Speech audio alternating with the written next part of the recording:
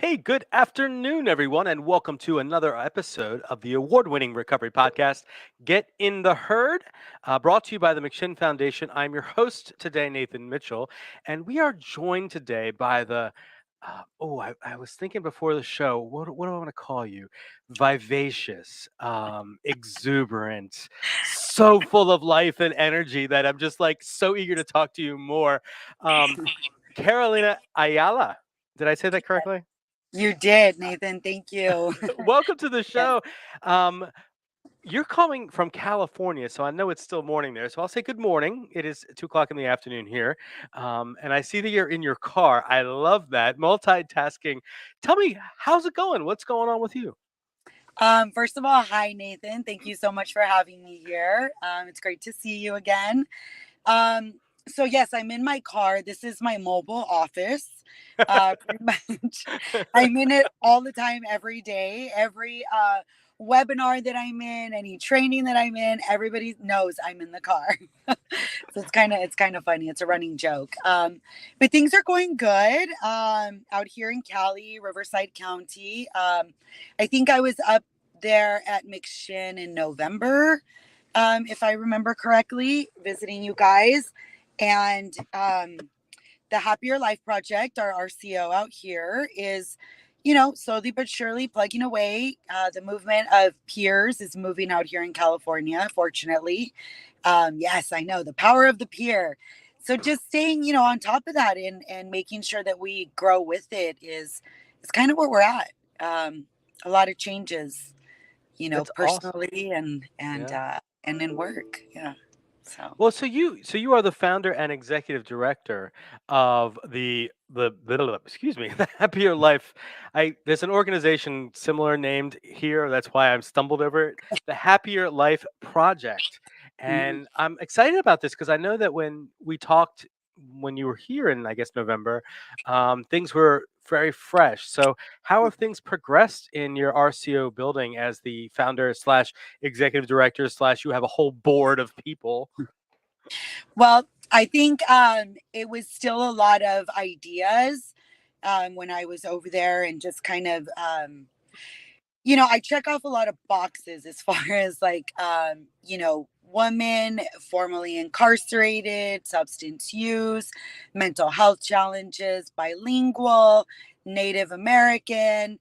And it's like, let's help everybody, right? And it's so diverse in this county that we're able to do that. But when I went to go see you guys, I was still trying to put together everything. It wasn't really laid out with the strategic plan as it is now. I have a board. I have a board of incredible women, and we actually have people on staff now. I'm actually on staff now, so I was able to be hired as the ED. That just happened in March. Yeah. And we've got 3 peer supports that are amazing.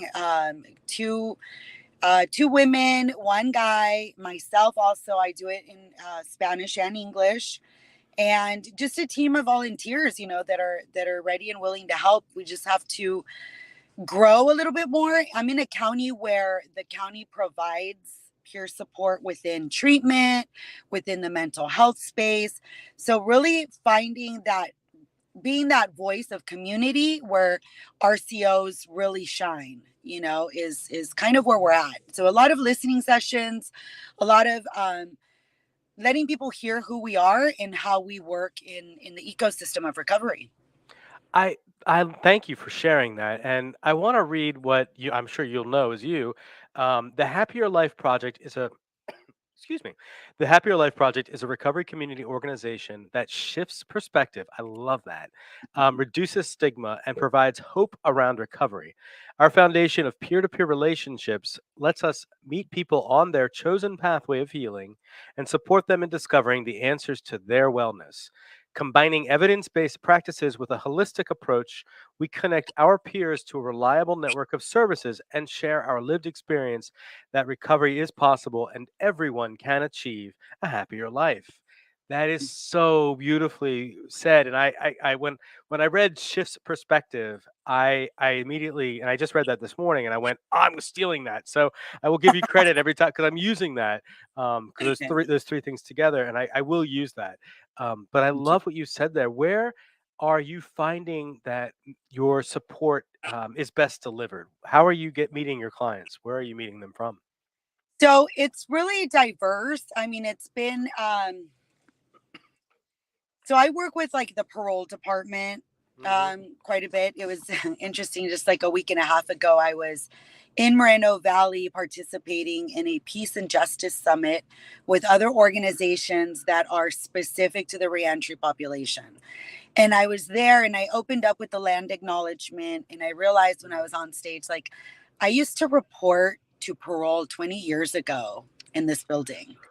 That was pretty awesome, like that was really, really awesome. So, and just before the podcast, I was in a conversation with a huge organization that, again, specifically with reentry, discussing how the Happier Life Project can assist the people that they're already serving through their homes in reentry and helping people become employed, the job skills.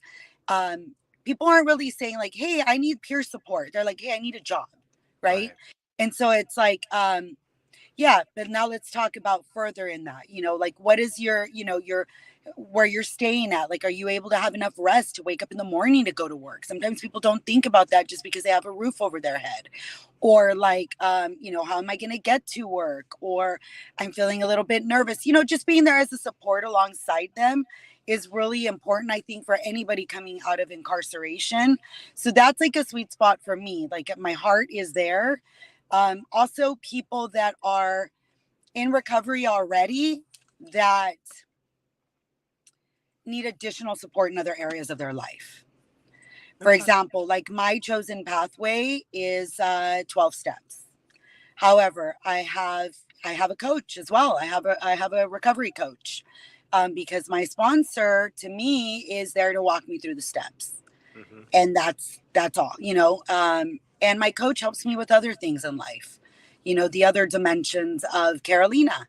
And so people that are already in recovery, that are in recovery are really reaching out for peer support now, and it's really cool to watch it grow, little by little. I love that you just made the distinction, because you actually just you made me think about my relationship with my sponsor, because my chosen pathway is 12 step as well. And I do also go to Recovery Dharma, which is the Buddhist inspired pathway, And which dovetails for me. It dovetails. They're just nice together. They're wonderful together. My sponsor, though, is actually in the field. She is a certified peer recovery specialist. So she yeah, and I, she works in what I do. So it's funny because I use, we talk on one time at one level. We talk as professional, right, to each other, and then on another level, of course, she works me through steps. We do well. I ignore step work, and no, I do step work with her, right? And then on a separate level, we both actually we sometimes seesaw between me getting information from her, like in this field, and her coming to me for information in this field. It's really interesting that we have that extra dynamic. I'm really grateful for it, actually. yeah, Um, but you're right. Like having that recovery coach, even as a person who's in, has some sustained recovery, is important. I never really thought of that until you just brought that up. yeah, Because of course it doesn't end. It doesn't, yeah, it's not like, oh, I'm recovered. yeah, I've recovered from the severe use, and now I'm in recovery. yeah. Um, that's Yeah, really, I I'm mean, glad you brought that. because I thought about it like in the sense of, we're not just addressing, and this is where harm reduction comes into it for me, Mm, right? Like there was a place and time where I struggled to get on that other side for 12 steps, right? Of what was required, right? For me to be there in my mind. yeah. And I stayed sick without any support in that spot because I wasn't on the other side. And so I think it's really, really important for people that are in that space that are not ready to be abstinent per se, that can have people that can meet them where they're at, non judgmental, and still offer support in other areas of your life. Like, I'm not just here to be like, okay, you need to be in recovery. Yeah. No, some people choose not to. And you know what? And they're successful. Some people are not. It's very self directed. And so, really meeting people where they're at with what they want to do. For me, it was really important to be on the other end because if we're going to be providing something, I want to know what that's like and how that benefits me. Also, Mm, like where does it help me so I can see on the other end, not just providing it, but also receiving it. And it's been huge for me because I get to work on all the other areas of my life, and it doesn't matter where you're at in recovery. Like, I think we can all use some support. yeah. So you mentioned that you're moving today. Yes, it's been a process over probably the last month, but mainly over the last few days. I've lived in the same place for 7 years. Same relationship with my son, and things are just going on a different route now. Oh, Um, yeah, yeah, they are. I have found that I no longer, I don't know, it's really, it's interesting because here I am, right? Peer support, meeting people where they're yeah, at, letting people find their own chosen pathway. And in my home, it's not happening. And yeah. so it's like, ooh, ouch, right? But I've got to let it go. I let it go. I'm not in control. And I have to respect the soul's choice. Yeah. That's it. That's it. You That's know? beautiful. Yeah. That is beautifully said. I apologize. I didn't really quite know that No, that's where that was going with that question. So, no um, worries. and I don't usually ask questions I don't already know the answer to generally. So, but good for you. I really applaud you for sharing that. One of the things that when I work with our participants here, we have houses, and so we now have 15 houses. We have and it's insane. I know it's I love, wonderfully insane, I and love it. I do too. And we're full, and this place is real. It's awesome. And I actually went over to. I think when you were here, I think I'm pointing over here, like you can see, but our intensive house is like right across the parking lot over here, and I'm not Yes. sure if you went over there, but I'm sure we pointed it out to you. Hmm. And I used to stop by there like at least twice a week, and it had been a while until yesterday, and I've had car issues, and I've had my mom is transitioning from where she lives about an hour and a half from here to closer by, and she'll be right near Nice. my sister, and it's a new chapter in my mom's life, and she's not ready to retire yet, but it's like it's a chapter, Hmm. and it's a new chapter. And it also the way that affects me is because, it's stuff, but before I got into recovery, I had a whole bunch of stuff, essentially. It's just stuff that ended up at my mom's house in the basement, right? And she's been housing Ah, this. Yeah. So you see where I'm going with this. So she's been yeah. warehousing my pre-recovery stuff there, and it's just been sitting there literally compartmentalized. And she's my mother is a saint. I don't know how she had Oh, me, but she's got it all in beautiful. I mean, like, this actually, my mother and I know this. I know that I'm her child because I'm the same way, but all of the stuff is in the same exact Rubbermaid containers, and they're stacked, and they're neat, and they're clean, and oh, it's ridiculously organized. And I'm like, oh, and I'm like, I was terrified to go into it because right as like the last thing I did before I left that most of that stuff was get arrested. My mom wow. had to go into the city, into DC, and pick up all my stuff from my office where I live, where I was basically living out of this office where I worked. Anyway, well, long story as short as I can make this. Um, I brought home most of that stuff to where I live now in Richmond on Easter Sunday.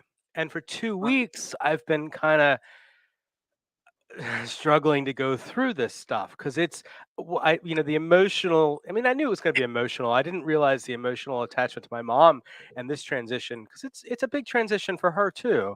Um, moving down here. She's bought the house here. She hasn't sold her house up there yet. Um, God bless her. I don't know how she can do that. I can barely pay the rent on time, but but like I've been going through this stuff, and it feels like it I can feel the I can feel a lot of the old coming and Yeah. trying It to come at carries me. energy. Yeah. Everything has the energy, and it's with it. And that's what, thank you for sharing that. Like, I absolutely understand what you're talking about.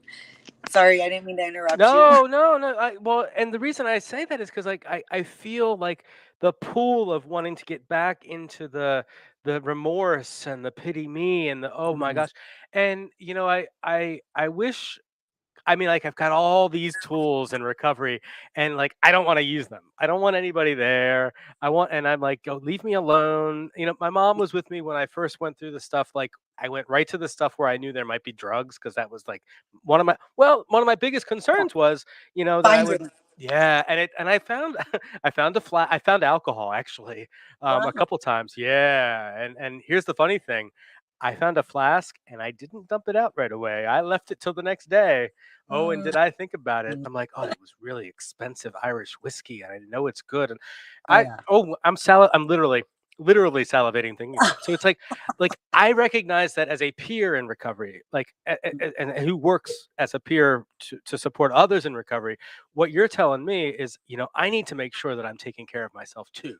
Yep. Which means looking at those really making these really hard choices. Like 7 years is a long time, and it's like, wow, what a catharsis. And Yeah. for me, okay, it was 2 weeks of this nonsense for me, and finally Sunday, like I keep a meticulous bedroom, like it's nice and clean. You can eat off the floor, and that's just me. It's like it gives me the only sense of control that Nathan has over Nathan, right? Mhm. And it's been a mess for 2 weeks, and it's been coming out. It's been coming out in all kinds of ways.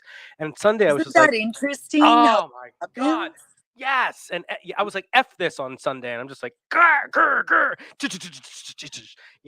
and I just cleaned and scrubbed and washed and this and then and I still have stuff to go through, but it's organized chaos Yeah. better, and Yeah. I need it. I need Yeah. to take You're care of myself. you're better than I am in that sense because Mm. I realized quickly as I was packing stuff up, right? Um, that I had some stuff there that was literally in the same, suitcase, 7 years ago that had never been touched, and I could not just like throw it away. There's nothing in there I need. Yeah, Nothing. I haven't yeah. looked at it in 7 years. What am I doing? And I could not find myself to do it. And I could feel the energy. Like, I don't know what that's about. And so I made the decision that, like, okay, I need to move everything out. I'm just gonna put it in some totes, put it in the storage, and none of this is going into the new place. Now, where's the new place? God hasn't revealed that yet. um, but nothing is going to go into the new place unless it has a purpose and a place. Mm. And doing that with a 6-year-old is not easy when there's Yeah. toys from years and years, and I'm like, oh my goodness. Um, but one interesting thing that I came across was some of my old notebooks from Mm. recovery. Um, so I have this thing, like, I don't know, this trauma I've had about writing and my writing being found out, because since I was little, like, mom found the diary. When I was Mm. married, ex-husband found the diary. Like, I wrote a 4-step, lived in a sober living many years ago, and people saw it, and like, just stuff, right? So I write in different journals, like, across. So there's Mm. never like one story in one. It's really interesting. I don't know. That's just what I do. Yeah. And I found like a fear inventory. So, Oh, and when wow. I read it, it was really interesting to look at, like, wow, none of these things ever were true. It was such a freedom of, like, wow, where I was at that moment when I was writing it, and the things that I was in fear of were so unwarranted, which is normally, right, false evidence appearing real. Um, but it was a really cool feeling to be on the other side and be like, wow, okay, so things aren't, they're not real from my mind to like what's Mm. really going to happen or things like that. That was really cool to be able to read that and go back years and years and years ago, and see that there was nothing behind it. But this moving thing is a process, not done, but got a lot of it taken care of today. in the U-Haul. So going back, putting more things in the storage, and houses are going really quickly out here. So Mm. yeah, really Well, fast. I thank you. I love that you just shared all that. And you know, Honesty Liller, our CEO. You know Honesty, right? Yes, yes. You're part of ARCO, is that correct? The Association of Recovery. We actually applied for ARCO last Okay. month and are in the process of getting approved. Are you working with Joseph? Um, Joseph Hogan Sanchez I wasn't. I was actually or Sanchez? speaking with Philip, Oh, Mariana, um, yeah. with them. Yes, I go through quite a bit of the trainings. That's how I started. So with the whole RCO, basically, like the way that that began for me was there was interesting story. Uh, there was a calling for me for a while already, right, to start a nonprofit. I just had no idea like how I was going to do it, and it's been for years and years. And not to get too much into it, but as a direct result of my drug and alcohol use, some other things have happened in my life many years ago that were very, very unfortunate, and I was completely responsible for. So I have this, angel that's always at my side and has been at my side since 1999, and her name is Crystal. And I inadvertently ended up in some office called an Optimal U in Marietta by accident. And I was in the wrong place. Turns out I wasn't in the wrong place. I was there, and there was a woman that needed some help in recovery that I just connected to. And and in that, I met another woman that I later came to see who was a psychic medium. Okay. Never gone to one before. Don't even know if I believe, just did it. Right. And immediately it was like Crystal came through, my daughter, Mm. and said, Mom, you need to start the nonprofit. You're going to help so many people. And I instantly just crying. Nobody knew that. Nobody knew that. And after that, it was like any chains that I had, anything that was holding me back, self, right? Because it was all self, just fell off. And it was like green lights since then. Open Mm. doors, green lights, this way, pass go, all of that. Divine intervention in every way, shape, or form. Like it was just beautiful. Like literally, the month that we received the 501c3 was the month that we received our first grant from the Department of Healthcare Services. Like Wow. that same month, it was like, wow. And people were like, Carolina, startup grants don't happen from the Department of Healthcare Services. And I was like, yeah, I know. Like this is huge. And Yeah. I was in a outpatient by the county in Riverside, and I saw the anonymous people, Mm. Mm. and that's where Favor and McShin. And that's why I went out to go see McShin, Mm. because I had to be there. I had to feel it. I wanted to see, I wanted it to be immersed in it. And I was so grateful to get to do that, you know? Yeah. And from there was when I reached out to Faces and Voices of Recovery. I reached out to other RCOs and just started learning about this thing that I didn't know existed already, because it wasn't happening in California. It wasn't happening out here. But it was happening in other parts of the United States. And I was like, why is why is that not happening out here? So it's been a really awesome journey. Yeah. Yeah. I'm so glad you said that because being here on the daily, and being in this building is special.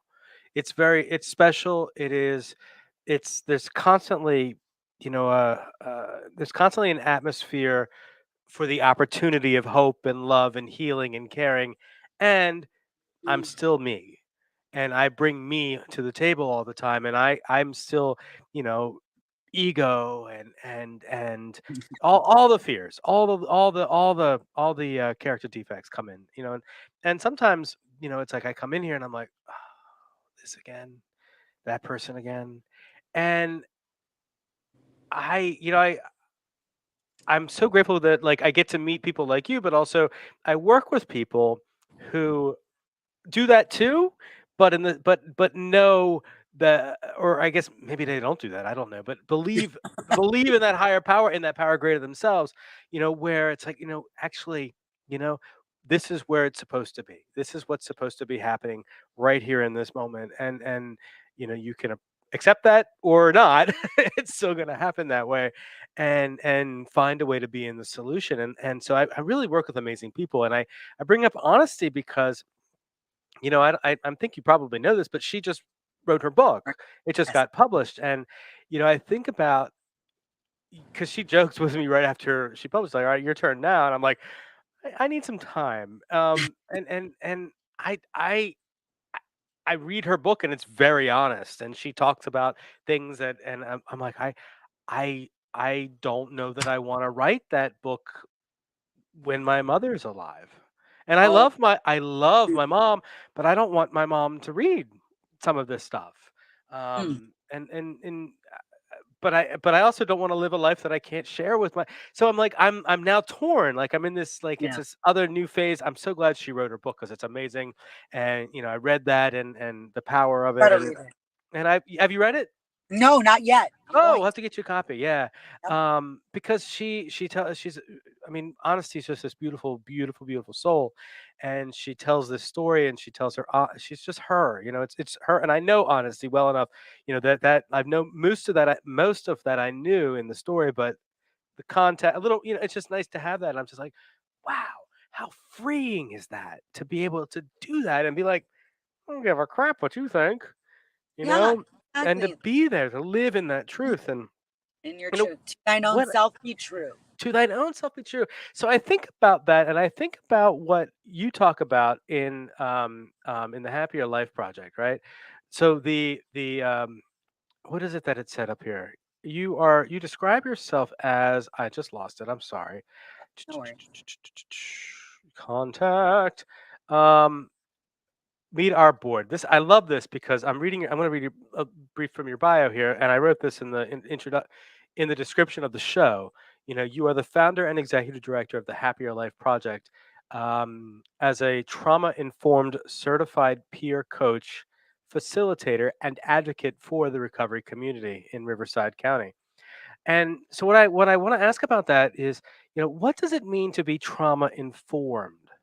And that, because that term is used a lot, but for those who are listening, and maybe are thinking about, getting into this, and what is peer recovery coaching, and how it differs from being a 12-step, sponsor or sponsee, where does the trauma informed come from, and how does that play into the work that you do? It seems like it So plays into it a lot. it does. So I guess I can give you like examples. Like you were talking about showing up to work and sometimes being like, oh, this person again, or, when you're doing it on a daily, right? It can get sometimes monotonous, or, or maybe you're losing the hope, right? Or you see things that are just repetitive with other people. And I think of like self, right? So I began this journey of, um, I went through a lot of trauma as a child, right? And so started acting out really, really young, and began using drugs and alcohol at the age of 12. So in that, like when I say trauma informed, it's like we work with people that I can almost say 100% have all gone through some form of trauma. And it's so easy to be, and I've experienced this, right? Where people are just like, just stop, like, or do this or do that, like just telling you what you're doing wrong and how to do it right, and re-triggering some of my traumas that they have no idea. Like, you have no idea. They think they're just trying to help, right? Like, because they don't know, like, nobody knows where another person is coming from through their own experience. Like, there's no way of ever knowing what another person has gone through. And so the way that you address that and the way that you are with people is super, super important. Like, being sensitive to the traumas that you may not have experienced, but other people have. And that happens a lot, I think. I'm going to go back to the reentry population. I didn't realize how much trauma I'd gone through by being incarcerated. Like, I started that journey when I was 18 years old. I'm 43 now. I started when I was 18 years old, and I've done about 10 to 11 years of my life incarcerated, from federal to state to county, all of that. And when I was doing some writing just recently, and working a lot with the justice impacted population, it hit me like how much trauma there actually was there, and how dismissive as a society and as an individual, even myself, was with that. And not even realizing that I was re-triggering myself in some of these things, like not just other people but me myself doing that. So it's not an easy thing to do. Like there's trauma informed and then being trauma responsive, Mm. right? Like even things of like, I like to hug people, right? um, that's not okay in certain spaces that you're in, depending on who you're working with. Some people get very standoffish, or some people like that's been.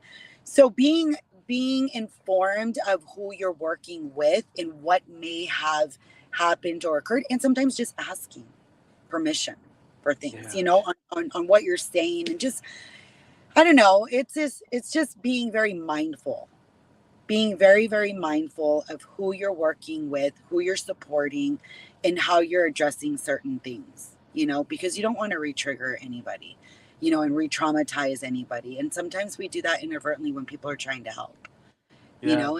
not that we do it on purpose, right? But you don't know what you don't know. You don't know what you don't know. Right. Um, there was something that you said that I wanted to. Oh, so when you're working in the space of the RCO, right, and you're seeing people and they're coming, and some people get it right away, some people don't, and some you want them to, and some are little knuckleheads or whatever. Like I think of my own journey, and you just don't ever know what it's going to be, right? Like for me, all the outside stuff, like constantly lost family, lost prison, self esteem, respect, everything about me, right? Broken. You think of like, there's just no way I'm going to go back to drinking and using. Like, everything's been stripped. I've given everything. I've given, a child to CPS, gotten them back. I've abandoned that, that oldest daughter that's 27. I stepped away from that family, because of what I was doing, and I thought that was the best thing for me to do, which it turns out at that point it was. Thank God. She's an amazing human being, raised by her grandparents, my ex-husband's family, which unfortunately he died of this disease, incarcerated, but she's a phenomenal human being. But it just, people didn't give up on me. One way, I'd always run into somebody that just believed in me when I didn't believe in myself. And I never understood that. And I'd keep bumping my head up against the wall, get out and go back, and get out and go back.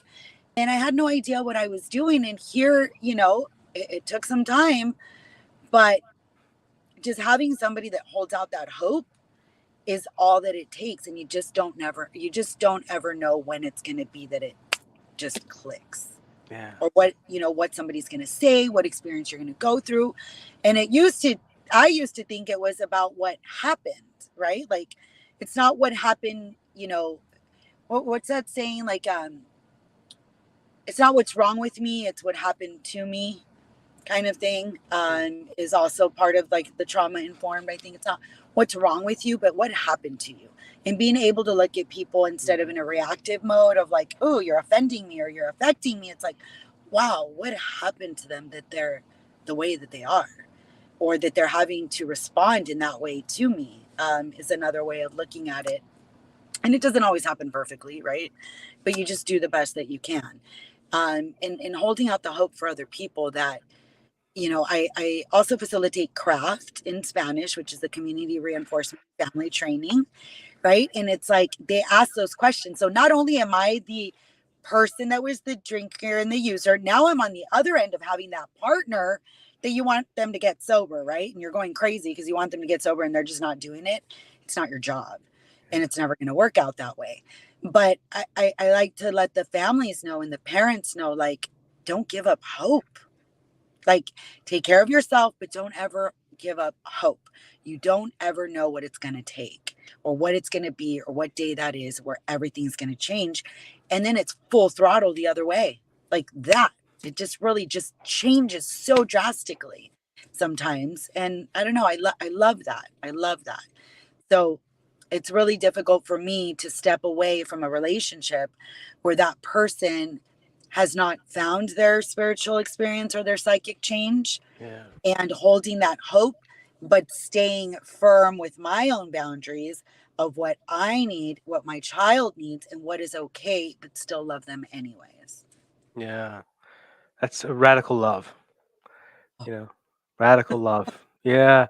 I'm one thing you made me think of something I've been doing lately, and I didn't even realize why I've been doing it.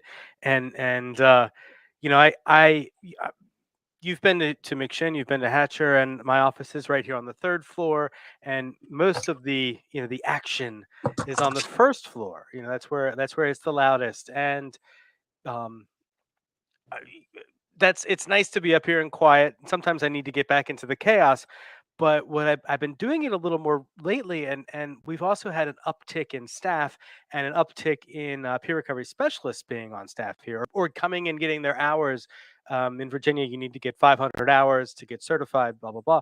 And what I realize is I keep going downstairs, and I've been in this building. I actually moved the first day I walked into this building was April 30th, 2018. And so when that was Saturday was the anniversary of that, and I texted. It's not my clean date, but it's not my recovery date, but it's the day I first walked into this building. So I actually texted John and Jesse and Honesty on that day, and it is actually a pretty sacred day for me. That and April 23rd, which is the day I got out of jail the last time, and that whole week where it was definitely not me, but I did not use that week. And and there's so many wonderful there was just so much God in that, there always is. But anyway, um, since I'm in this building for now 4 years, I go downstairs and I walk through, and so many of the people who are now, getting the hours to be peers are people I've seen the first time they walked in the door.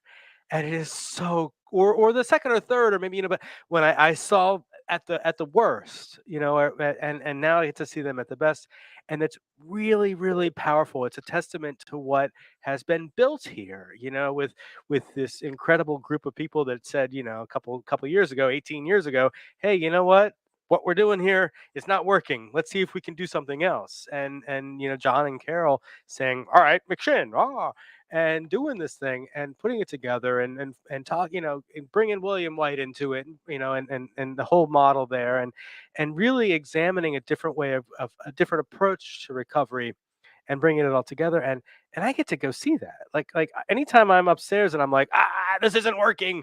I can literally I can walk down to the end of the hall. Actually, I can walk in and talk to Justin, and I can walk and talk to Matt Grant, who I've known since the beginning too, for his, since his beginning. And I can walk to Zach. Oh my, this whole hall, everybody on this floor. I can walk downstairs to the first floor and just, it's a just a Yeah. tidal wave of amazing. Um, and yeah, that's a McShin thing. I mean, yeah, rah rah. I love this place, and that's where the recovery movement is going. Like that. Like hearing you and hearing people that I get to talk to all the time doing this kind of work, that connection, that peer to peer connection. Right now, we have a whole class of peers being taught. Just across the hall and one flight down, there's probably 15 people in there I mean, you training. know, Yeah, McShin has been phenomenal. Like, Carol, John, the whole staff. I mean, from the moment that I'm just like calling, I'm like, hi, this is who I am. This is what I want to do. I see you're doing some pretty amazing stuff over there. You've been around forever. Can I come visit? Like, that was like, can I come? Like, yes, absolutely. And just everything that has been extended out. And I could reach out to anybody over there at any time and get help. I love what you guys are doing over there. And I was just blown away at the fact that I'm like, you guys have been around, I think, since 2004, I hmm believe. yep, And it just blew me away that we didn't have that here in California, yeah, uh, to that degree, to that level. And it's so beautiful to get to be on the forefront of the peer movement, the 49th state to adopt it as an evidence based practice. I'm like, wow. wow, Oh, exactly. I did not know that. Yeah. Wow. 49th state or 48th, I don't know, one of those two, but it's pretty late in the game. Um, it blew me away. It just blew me away. Um, because there's certain things to my own recovery that I've learned throughout my journey that I didn't take all out of 12 steps. Like I only took what applied. There was a lot of other things, the rawness of it, love it, those steps, the spiritual principles, but there's a lot of other things that I just didn't follow or didn't agree with. And when peer support really is laid out, it's like, oh, that's the other thing, that is actually helping me aside from what I'm doing. And I do a lot of other things. You mentioned Dharma recovery. Love it. I've done the smart recovery. Like I like to explore a lot of the different pathways that I hear help other people because it goes to show like there's not just one way ever, Right. in recovery, and it's whatever works for you. And I've had to do quite a bit of things. I share this. I did EMDR. I did microcurrent neurofeedback, with complex PTSDs that actually helped me come out of, the fight or flight that my brain, like that I was constantly in. And I could see that with the machine, when I have these little things on my head and it's showing me the brain waves, like, wow, when you see that, you're like, that's where I'm constantly coming from. Like, no wonder I'm all tense and stuff, and getting to learn how to regulate, my emotions, my body, heart math. I love, that's another thing that I love. Um, Heart math? Heart math, yes, heart coherence, uh, Okay. dropping into heart. I don't know if you've heard, the saying it's the longest distance is from your heart to your head, right? Coming, dropping it down. And not sure if you've ever heard that, but and I That probably makes didn't it quote it. makes sense, yeah. I probably didn't quote it exactly the way it is, but something like that. So there's this thing called heart math that I like to do that helps like regulate and bring coherence and just breathing exercises. And I love meditation, breath work, Reiki. Like there's so many things out there that are just phenomenal that are there to help people. I'm Googling heart math as heartmath.com is a website, and, um, and I think it says shop, so I'm gonna have to look more, but, No, um, definitely. headquartered in Boulder Creek, California, HeartMath Cal LLC. That's cool, I'm gonna have to look this up. You should, yes. They HeartMath have Institute, HeartMath. devices. Yeah, they have little devices that show you, I don't know the exact terminology of what it's called, but you learn to regulate and you could see it, on the device, on your phone, and the calming state, the Mm, coherence, the energy, all the energy that we emit around us, people pick up on that and you affect everyone around you, you yeah. know, and that's how you're operating that day. I love the ability, um I love learning in recovery that I don't have to absorb other people's energy and reflect that back. And it's, I hear people come in and say, I still, I mean, I do it, and not just, I don't have to do it, but I do it, and I'm catch myself most of the time when I do it. I think I do, and I hear people come in and say, well, I'm just gonna, um, I'm gonna mix up the phrase. What's the phrase I'm looking for? Uh, If you come at me, I'm like, nah, there's a phrase I'm thinking of, and I'm totally fluffing it up. But essentially, well, if they come at me wrong, I'm going to come at them wrong, and I'm just like, Oh yeah, yeah. wow, why would you want to give so much power to somebody else? And so that's the question I'm constantly asking myself. Why do I want to give? So why do I want to? Why am I? Because it's the fight that I do. When I'm regulating my emotions, is like, why am I giving so much power over to this box of Well, clothes that I'm going through, or this person and their negative crap, you know? and Why? it's kind of like what was said earlier about um because I've been working through this a lot, right? It's like you match what you're met with, and a lot of people is like, well, you get treated like you treat people, I don't know, something or the other, right? Like you get treated the way you treat or something. And somebody said this to me the other day, right? Again, the relationship, right? So it's been kind of at odds. And it's like, so you're going to go outside of who you are to the core to just match somebody else with the way that they're being with you. Like, so now you're outside of the human that you are just to give them back what they gave you. Like, how is there any satisfaction in that? Does that feel Mm. good?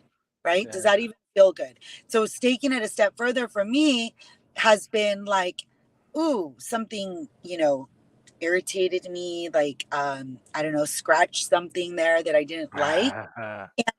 Instead, it's like being able, and again, this doesn't happen all the time or perfectly, is like, what is it? What got activated in me, right? From that, because everybody's my mirror, right? Like my mirror. So, what do I got to see here that hasn't been addressed within me that's getting woken up by this other person, right? Mm. At the same time, being like, wow, I wonder what happened to them that they're having to be like that, or it has nothing to do with me. Like kind of going back and forth with it, but not being directly in the experience anymore is kind of what I've been working on, is being outside of it and looking at things objectively without letting the emotion just run with it. Because that's where I used to come out of a lot, is just emotion, emotion, emotion. Whew. Yeah. And how grateful are we to have sponsors and peers in our network and other PRSs or peer recovery specialists who can work with us to help us get back to where we're best for ourselves and best able to serve others. Yeah. Correct. Yes. Um, Pause. thehappierlifeproject.org, www.thehappierlifeproject.org is actually scrolling at the bottom of the screen right now. If you want to check it out and see what's going on in California, there's some really neat stuff. This is I love this picture of you, by the way, with the phone. I don't. Oh, you haven't seen it yet. So I took Oh, that. I took that picture of you and I cleared out the background, so it's just you on the phone, oh my. and then the other picture of you that's on the website with your hair all beautiful and almost kind of like the Starbucks logo a little bit. Anyway, I mean, I, obviously you don't have your, it's you're not they're not mermaids because they have two. They're Do you know what they are, Justin? You have no idea what I'm talking about. It's I not. know. Yeah, she's not a mermaid in the Starbucks thing. She's somebody else. She's something else. Well, put it in the comments if you know what it is. But anyway, what's going on? So what's next for you? How many? Well, before we do that, ask a question. How many people do you serve on a regular basis? That's a So question. right now, the way it is for us is the biggest people that we serve is going to be in the group setting, right? Okay. So we're still working with like, what is peer support out here? How do we get our place? Most of the work that I've been doing now has really been advocating for recovery community organizations, Nice. because of the peer support certification. So what's happening in California is like there's a lot of peers working in counties and agencies, and these peer run organizations were being met with things like, well, peer support can only be an adjunct service. So, like, how is it even effective? So, it's really like educating people on how this actually works in breaking space here as an RCO. There's six Mm, of us throughout the state of California. That's been where most of my work has actually been, is sitting in these state meetings and these listening sessions, advocacy, like we're here to stay. This works. And I brought up McShin, I brought up like Georgia Council, yeah. so many other, places that have been doing this for quite some time, that it works. But in California, still, they're like, we don't know. Because Yeah. they have peers working in positions where they're not giving the power to the peer to actually help. Like Mm, people that try to get hired with us, or ask about, getting employed, say, I worked for the county, I worked for, this organization, that organization, and they say we help, but they don't let us help, yeah. uh, because it's not meeting people where they're at. So we get to go out, and work with other community-based organizations and go visit, the people that are living under the bridge, people in the embankments, go meet people where they're at. Hmm. And group peer support has been a good one for us. to be able to get it in a bigger space. So, and we also do things like we do the recovery yoga, we do breath work, we just did a Muddy Princess run. Wait, That was wait, great. wait. What is that? It Can was we do this? it was a 5K, like, they were putting it on already. Like you bought a ticket and it went to feed the hungry. So one ticket fed 20 people. So there was like 9 of us women, the Happier Life Project representing, and we ran this 5K obstacle course in the mud. It Wait, but were there ball gowns involved? Because that's what I'm picturing. I'm we had picturing ball. we had crowns. Okay, that's cool. Okay, because I'm picturing ball gowns and like glass slippers here, No, and not 5Ks. I'm no, no, thinking more like 1K, but okay. no. We had these little crowns and stuff. It was so much fun. Oh, There's that sounds like fun. Instagram and Facebook, I think. But we had a really, really good time, like just community, just getting together and doing things with other like minded people Hmm. is really important. I remember when I first connected to the 12 steps, like it wasn't like the sobriety that got me, it wasn't these steps that got me. It was the No, fact that I had a host of friends. Like, yeah, I didn't care where I came from or what I was thinking, or how I did things. Like, they still were there. And that was like, wow, this yeah. like real. And that's what kept me coming back, honestly. It's funny you say that. I recently got a new home group, in a 12-step fellowship, and that was probably about a month ago. And for the last 2 weeks, I haven't had my car, which means I kind of took the slack or easy way of not and just saying, oh, I can't go to the home group instead of asking for a ride or whatever, blah blah blah, or walking because I'm actually walking distance, but that's a whole nother lazy story. And I have a tiny resentment that I haven't heard one thing from one of my home group members saying, "Hey, where have you been?" And I'm like, I just started this new home group and they don't know me yet." Because my last home group, like we were buddy buddies, and anyway, it's the community part, right? And it's like, okay, now I'm going to show up tomorrow. We meet two times a week. I'll show up tomorrow, and maybe I'll just throw some shade because ego. But but you're right though. It's like when you walk into a meeting and it's like people are laughing, and people are hugging, and I'm not really a hugger. We're huggers around here. I've had to kind of grow into that, and I make it a point to be more of a hugger when I'm not, because there's a it is an important, but I also make it a point to be asking permission too. That's extremely important to me. I don't like it when people don't ask me permission, but I I love what you say about this community that I'm building because yeah, we'll cry a little bit and yeah, there'll be a lot of sad times too, but walking into a space you know where we may not have the exact background together, but we have all these we have one story, with different variants, lying through it, going through it, and we could come in and still find something to laugh at, Yeah. still find that energy to keep going and still find the energy to sit down and share a cup of coffee and a silly story with somebody, and it is a beautiful thing, whether it's a 12-step meeting, a recovery dharma, or any, whatever kind of community, safe, sober community you find, or a safe community. I do want to acknowledge the non uh, abstinence-based recovery pathways, but finding those things and finding that community is so important, and I love that. It's when I get to meet people like you, and I get to meet people who are running RCOs throughout the country, and talk about these things. It's like it's a common thread. It really is, Yeah. and I'm so grateful.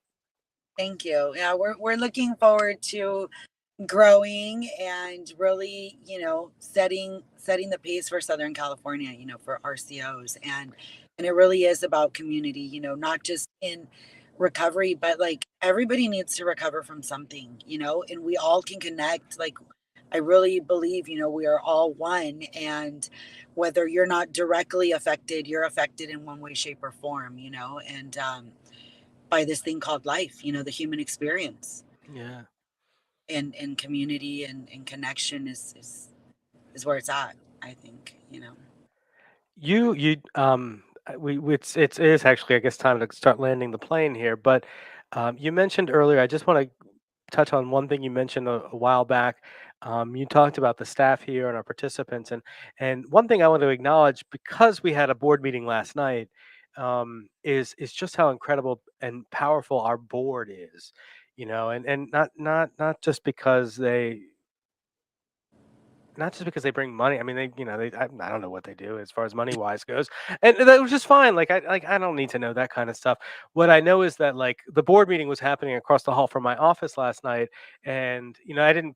I waited around for my car not to see them. In fact, I usually try to duck out before I see them, and I say that knowing that a couple of board members watch the show all the time. So I'm saying that, Debbie, I love you. I'm so glad I got to see you, and Marta, who's a former board member who watches the show, I'm so glad I get to see you and talk to you because we just have this incredibly impactful group of people. We have a board over here and an advisory council, and all of these people who come with fresh eyes every month. Well, more than every month, really, but they come actually physically here every month with fresh eyes and fresh perspective for us and keep us, keep us in that hope and in that space of being of service and being of help to the next sick and suffering. And I think that's where you are too, and I really love that for you. So No, absolutely. The board members that are with us, like I none of this would be possible without them. I mean, we are basically, the founding board, the governing board, the working board. Like we're